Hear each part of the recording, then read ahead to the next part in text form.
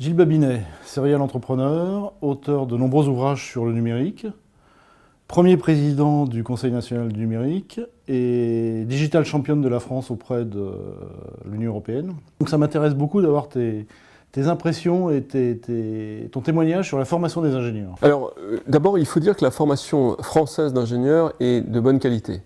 C'est-à-dire que lorsqu'on voit qu'ils sont quand même très appréciés, évidemment à Silicon Valley, mais un peu partout dans le monde, on doit reconnaître que c'est une formation qui est généralement de bonne qualité, et je mettrai là-dedans évidemment les grandes écoles, mais au-delà de ça, les écoles qui sont les ENSI qui sont un peu en dessous.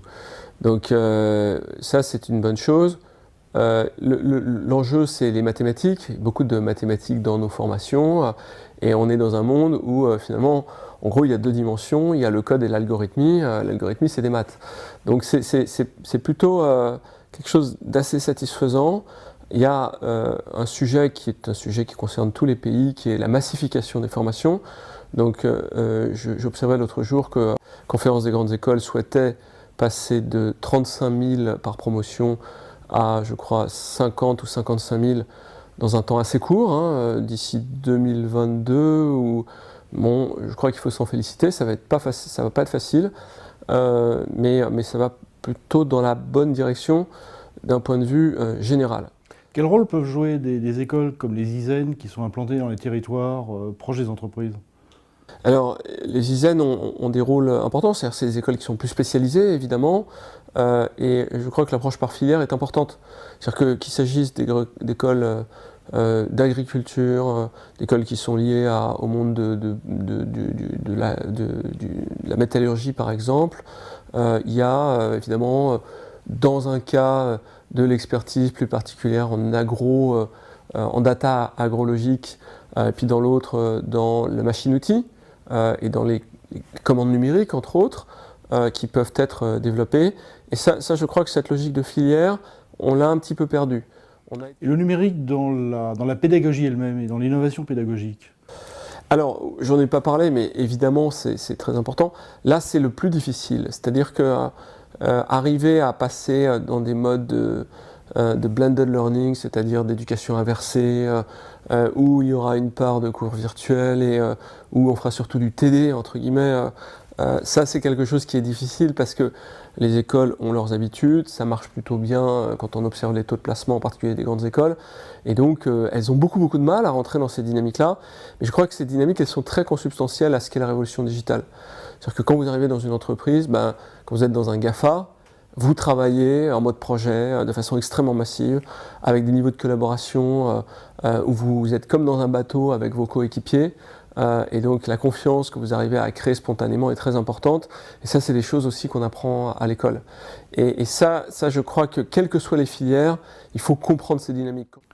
Et l'Afrique, comment on peut aider les pays africains, et qu'est-ce que l'Afrique peut nous apporter en matière d'enseignement des sciences et d'utilisation du numérique? Alors l'Afrique, c'est un enjeu absolument passionnant parce que l'Afrique n'est pas dans une logique incrémentale, elle est dans une logique de rupture. C'est-à-dire qu'elle met en œuvre des processus, des modèles économiques, des technologies qui n'existent pas ailleurs. Donc le mobile banking a été inventé en Afrique, les systèmes de nanogrid ont été inventés aussi en Afrique. Et au-delà de ça, je pense qu'il n'est pas exclu qu'un modèle de management africain apparaisse, c'est-à-dire un modèle qui soit basé sur la subsidiarité, sur le mode projet, sur la notion d'expérimentation élargie, sur la frugalité également. Ça, ce sont des notions qui sont encore un peu évanescentes, mais que l'on voit beaucoup auprès des entrepreneurs africains. Le numérique n'existe que par ses usages. Qu'est-ce qu'on peut dire sur les futurs usages du numérique qui restent à inventer ou dont tu peux rêver?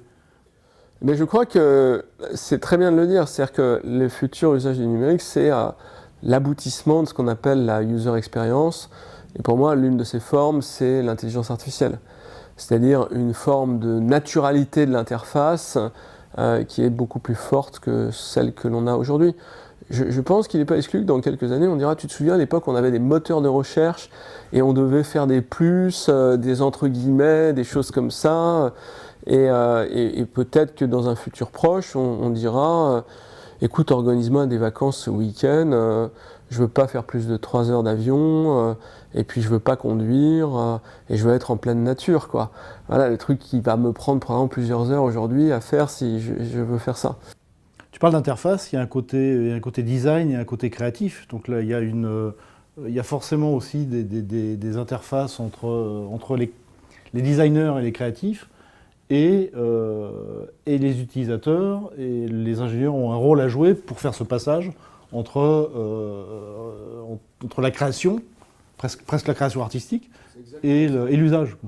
En fait, on a eu deux mondes qui se rencontraient peu, hein, qui étaient le monde de l'expérience et le monde des sciences, objectivement. Et donc, il y a toutes les sciences humaines qui sont d'un côté, toutes les sciences dures qui sont de l'autre.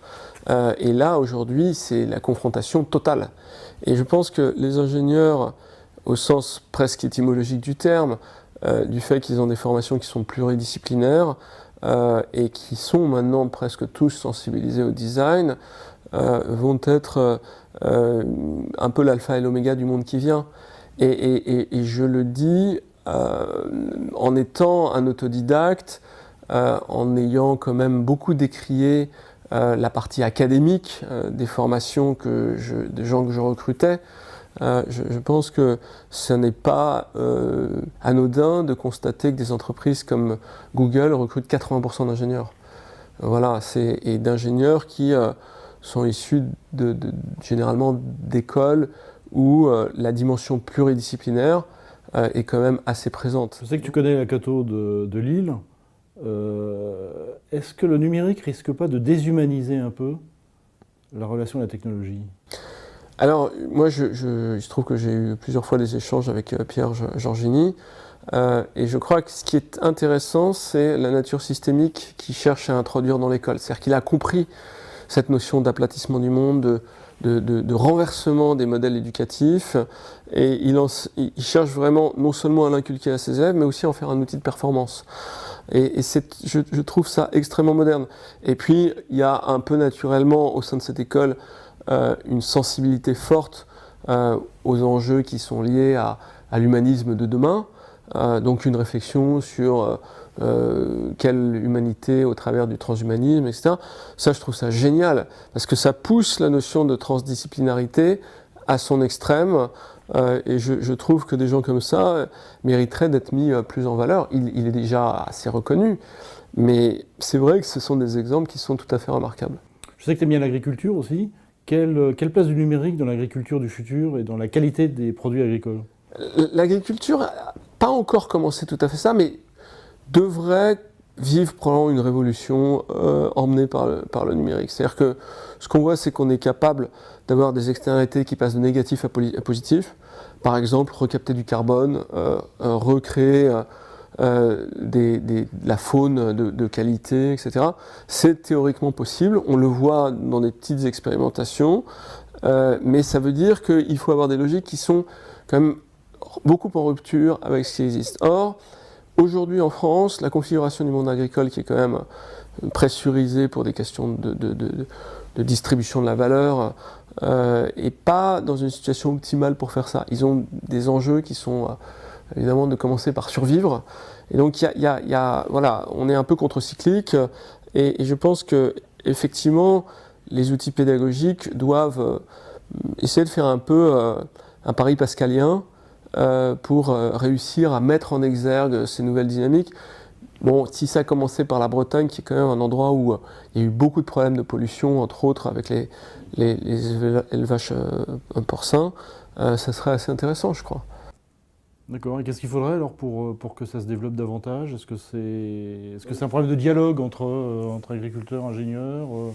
Oui, encore une fois, il ne faut surtout pas nier ce qui préexiste. Donc, il y a des expertises agricoles qui sont fortes, mais il faut être capable de les confronter avec ce monde qui vient, donc des gens qui sont issus du digital, qui font des startups dans le domaine de l'agriculture. Et je crois qu'il faut essayer de générer un dialogue fécond qui aboutit à créer des nouveaux corpus pédagogiques et qui sont complètement nouveaux.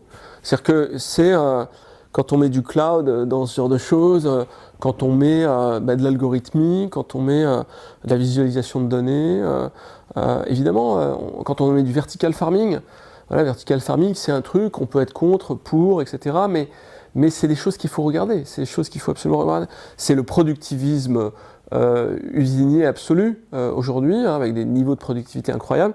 Il y a des vrais enjeux de savoir si on a assez de sels minéraux, des tas de trucs, on ne sait pas très bien comment ça se passe avec de l'éclairage qui contient peu d'ultraviolet, mais ça doit se regarder. C'est aussi une des pistes de l'urban farming. C'est tout à fait ça. Moi, c'est une conviction, et je ne peux pas dire qu'elle est très étayée, mais je pense qu'il y a une opportunité de réconcilier les environnements urbains avec le monde agricole et de faire un vrai triptyque qui est restauration des écosystèmes, production d'énergie, production agricole. Et ça, c'est quelque chose qu'on voit beaucoup dans certains pays et je pense que ça nécessite encore une fois de mettre des disciplines qui ne se parlent pas ensemble. Gilles, merci. Merci beaucoup.